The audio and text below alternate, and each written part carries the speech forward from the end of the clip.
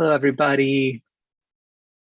I'm going to just give people just another 15 or 30 seconds here to come in. We've got people coming in from the waiting room. Hope everyone is having a great day. I am back in the FCNL office. I'm so grateful to be here. Welcome to Thursdays with Friends. This is our online conversation on current issues. I'm the show's producer, Wesley Wolf-Pinkham. And here is our chat host for Thursdays with Friends, FCNL General Secretary Diane Randall, and her guest, Diana Ohlbaum, who leads FCNL's foreign policy lobbying team.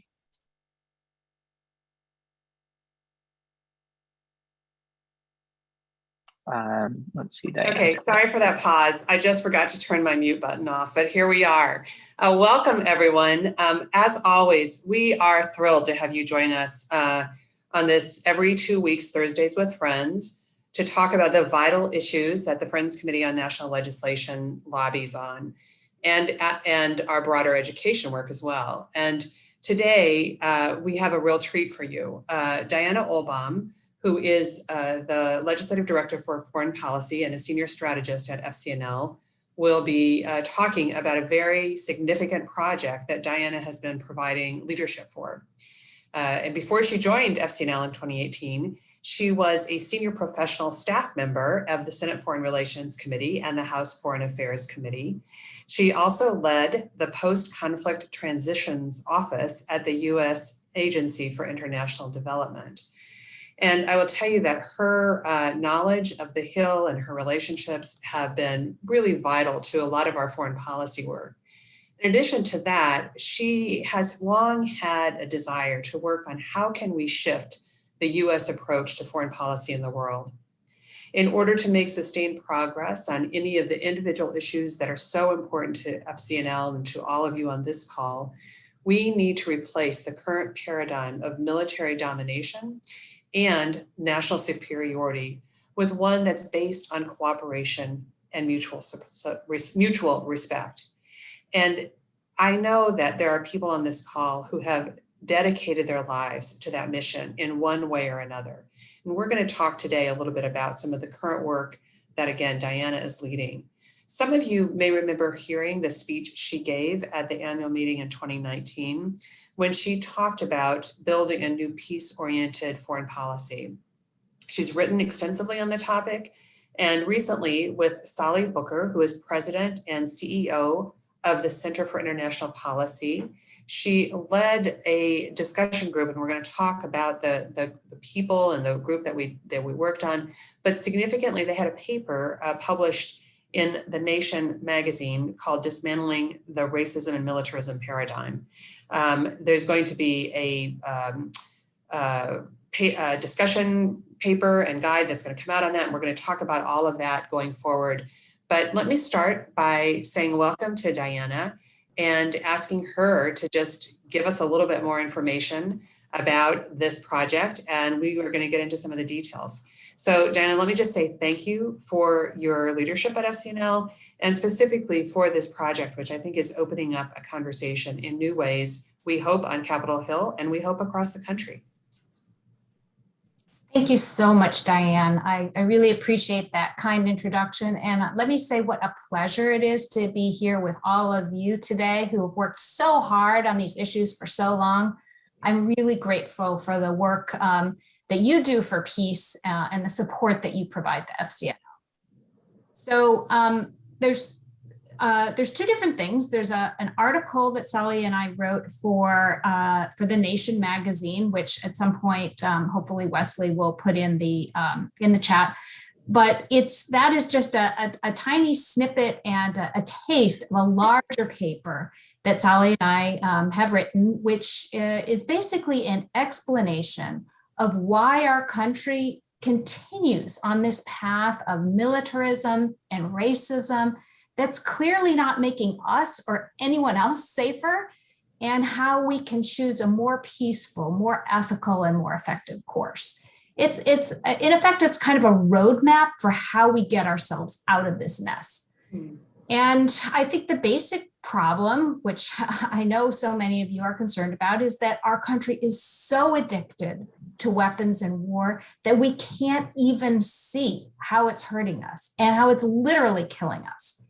I know I don't have to convince most of you that this is a problem, whether we're talking about the out of control Pentagon budget, which is higher now than at the height of the Vietnam War and the Cold War, and which the Senate today, Senate Armed Services Committee, voted to increase again. Or whether you're talking about the 8 countries that we've engaged in combat just since 2018. Of course, we're conducting militarized counterterrorism operations in 85 countries. We have 800 bases around the world. And we're spending $1.5 trillion to modernize nuclear weapons that are too terrible to ever be used. And I think it's important to note that these policies are hurting people of color the most.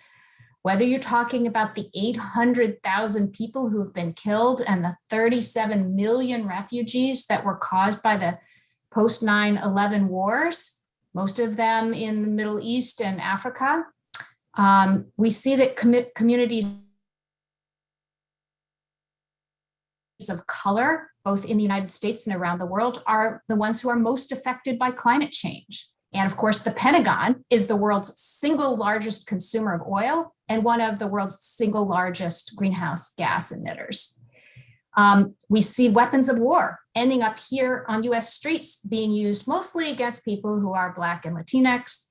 And we have to deal with the terrible legacy of uranium mining and nuclear tests and nuclear waste that are exacting an especially heavy toll on Native American communities.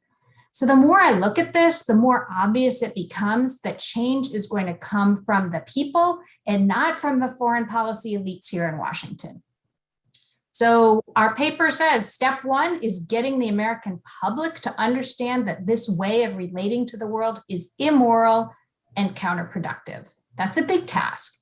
The second step, which is important to getting there, is to showing them that there's a better way.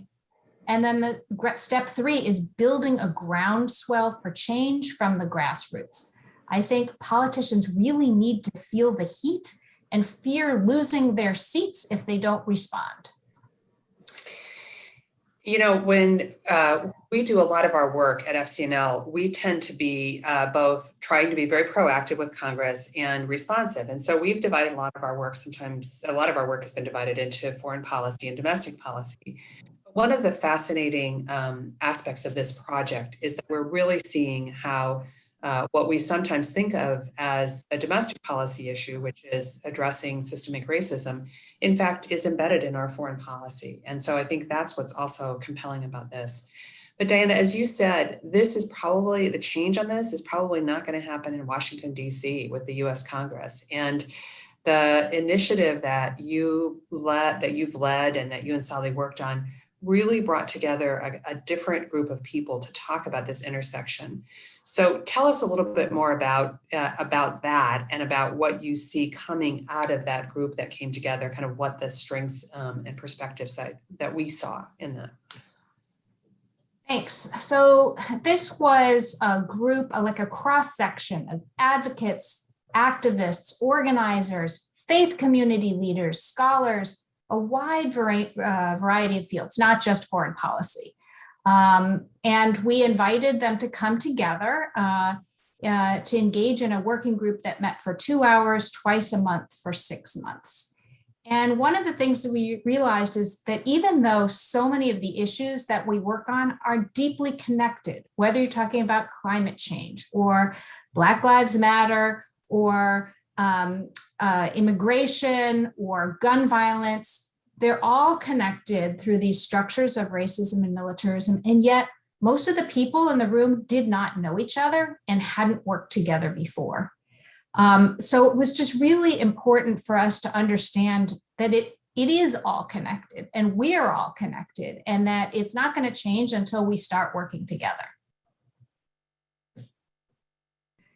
So I had the honor of being able to participate in this. Diana led it, and I was one of the faith leaders that was able to be part of it. And it was a truly eye-opening to hear the passion and intelligence of people who are leading various movements. But I'd love to hear you talk about, your perspective on this, Diana, because in some ways we really grappled with the challenges of how pervasive these systems are. And if you really are going to try to begin to change these systems that are certainly embedded in our foreign policy, but also even in our domestic policy, there was a lot of analysis that went into it and a lot of back and forth. So give us a little flavor of that. So in Washington, there's been a lot of this talk about narrative change, so that like if you just change the story, everything will change. And I think that one of the things that this working group realized is that it is much more than just telling a story differently. We talked about the kinds of changes that are needed in the political sphere, the economic sphere, and the what you'd call ideological and culture. So in the economic sphere, we talked about the way that jobs are that are related to the military and the Pentagon are in all 50 states, in every congressional district, and that people reap real benefits from this, not only in terms of fairly good jobs from arms manufacturers that have union benefits and so forth, but even things like the military will be plowing the streets in areas where there are intercontinental ballistic missiles. We talked about political challenges like the filibuster, like the Senate itself, which because there are 2 senators for each state, no matter how big or how small. The states that are small and rural and often less diverse have just as much weight as big urban and diverse states. And so because of the rules of the filibuster, a small minority of a small minority can control what happens in the Senate and through the Congress. And then we talked a bit about the cultural and ideological elements of this. And I think in many ways, those are the most powerful.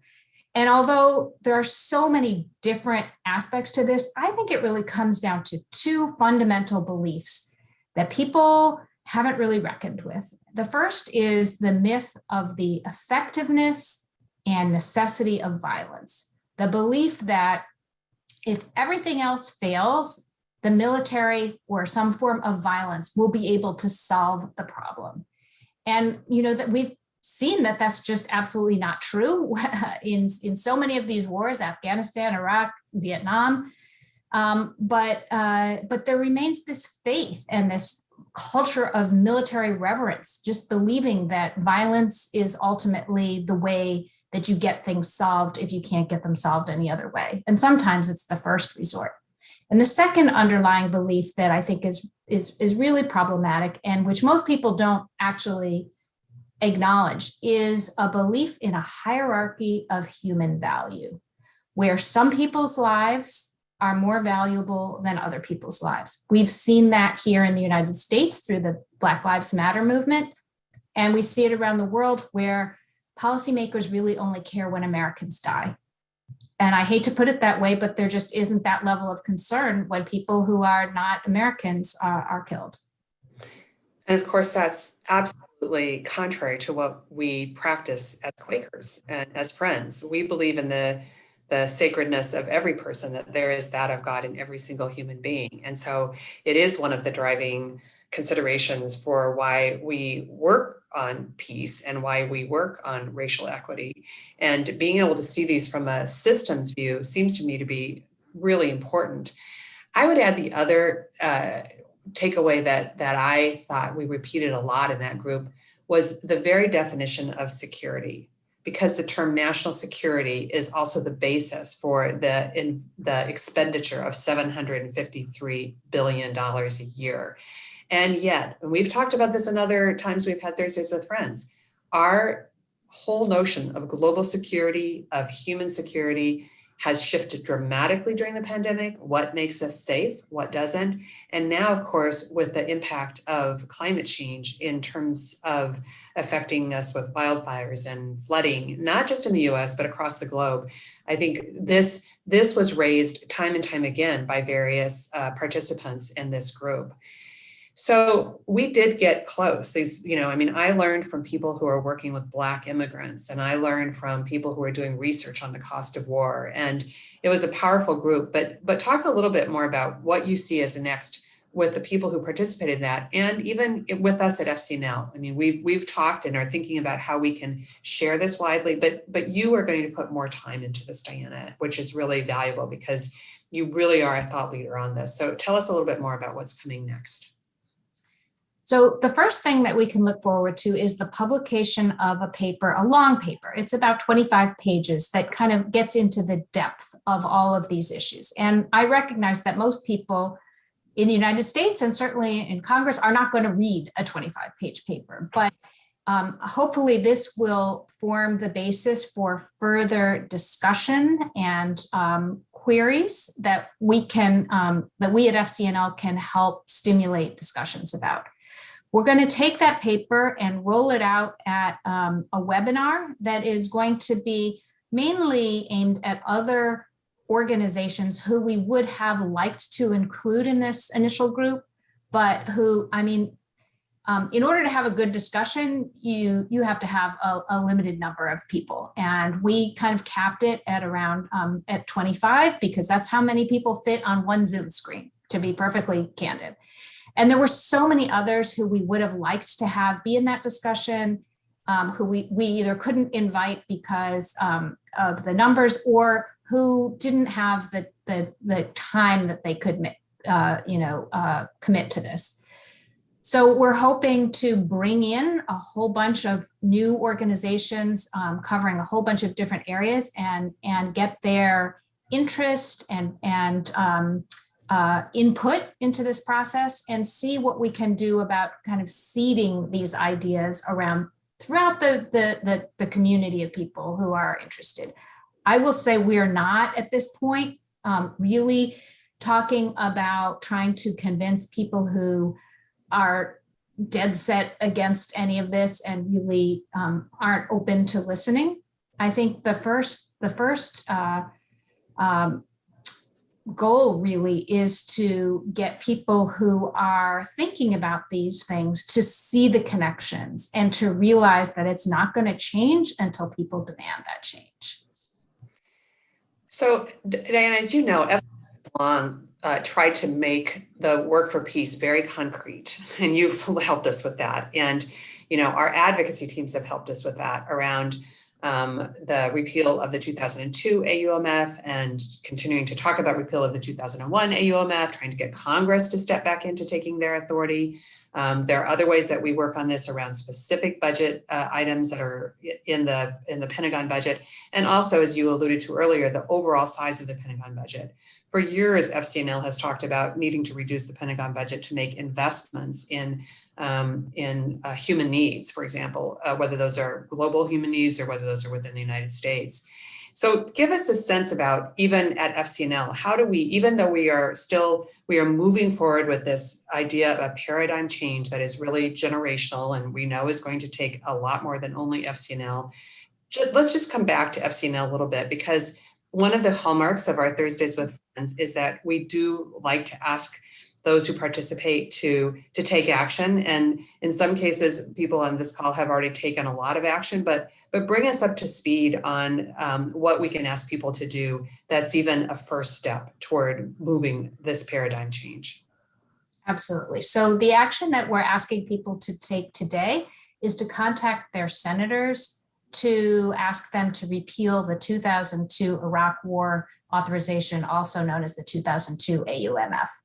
This is something that is no longer needed and creates a real opportunity for abuse and has already been abused by two administrations, but most recently by the Trump administration in using it to say that it was okay to conduct strikes against Iranian militias in Iraq. So we were trying to get that through the Senate Foreign Relations Committee. We were right up to the edge of getting it approved, and then there was pushback all of a sudden by a group of Republicans, actually led by Mitt Romney, which we totally didn't expect because we thought he was with us on this. Anyway, they're going to have a hearing in a couple of weeks. We're hoping this will move forward. It's already passed the House multiple times, but I think the point, Diane, is that we have to take these windows of opportunity to move the things that we can move while we're looking at the much bigger picture. We recognize that there's a limitation to how far we can get until people start rethinking their whole approach to quote unquote national security. But until we get there, there's a lot of stuff that we can do. Okay, I just realized I wasn't looking at the chat very much, but let me invite people to put questions in the chat, and I'll take a closer look at that and see if we have some questions to answer from the participants here. But Diana, can I also ask you to just go back and talk a little bit more about where we also are? I mean, this is, again, people know this, but we are addressing militarism domestically as well, and we are continuing to address systemic racism in some specific areas, as well as looking at how it moves forward. And then I'm going to just throw in one other element of that. You see, I mean, there are people in Congress who are talking about the need to reduce the Pentagon budget. We have elected officials who are talking about it, and we have some that are trying to lift up what we would say is very proactive legislation. So what's the status of all those items that we care so much about? I think you're right, Diane, that we do have a lot of allies and friends. And I think I see people who have mentioned Elizabeth Warren and others in the chat. And yes, and Sanders, Chris Murphy just introduced a brand new bill to completely rewrite the War Powers Act and change the way that we sell weapons to the world. Obviously, Ro Khanna, and there are so many individual members who've been helpful to us, but we're not close to a majority, even of Democrats who agree with us on many of these issues. And the fact that in the Senate Armed Services Committee, Democrats agreed to a $25 billion increase over the president's request, which was already a $12 billion increase over last year. And let me just say that Public Citizen just put out a statistic that $25 billion would be enough to vaccinate the entire world against COVID. I haven't checked that statistic myself, but it sounds about right. And we're just going to pour that, frankly, into a new Cold War with China. Unfortunately, so many politicians are afraid of, quote, looking weak, and they think that diplomacy and peace building and aid are weak ways of dealing with the world when those are really the most effective ones. So, we know that there are significant differences that this country has around approach to power and use of power. Okay, so I'm going to just put that there on the table and say we know that that's true. It is what drove the Cold War. It drove the escalation of the use of nuclear weapons. It drove the war on terrorism, the so-called war on terrorism. And a couple of our friends on this call have asked specifically about nuclear weapons and President Biden's continuation of nuclear modernization and where he stands on no first use. David Keppel asked questions about that and sort of who's influencing him. And Joe Volk's asking a question about the war on terrorism, something that, certainly he had to work against in his time as executive secretary at FCNL. We don't hear a lot of talk about it, but now we have this new, enemy, if you will. I mean, that's what we're seeing an effort in Congress to villainize China in a way that accounts for escalation of new weapons. And so how do we intervene? Is it different today than it was 20 years ago or 60 years ago? Well, I think that's exactly why we're talking about this paradigm shift, because while we're able to make small gains on some of these, maybe we can slow or stop a specific weapons system or sale or change a particular law, we're stuck with these same structures of racism and militarism that allow encourage members of Congress and presidents to believe that it's okay to hold the whole world hostage to the threat of nuclear annihilation. And we have 100 and whatever countries who've already signed on the nuclear ban treaty. And I can tell you probably 5% of congressional staff have ever even heard of that treaty. It is a complete non-issue on Capitol Hill.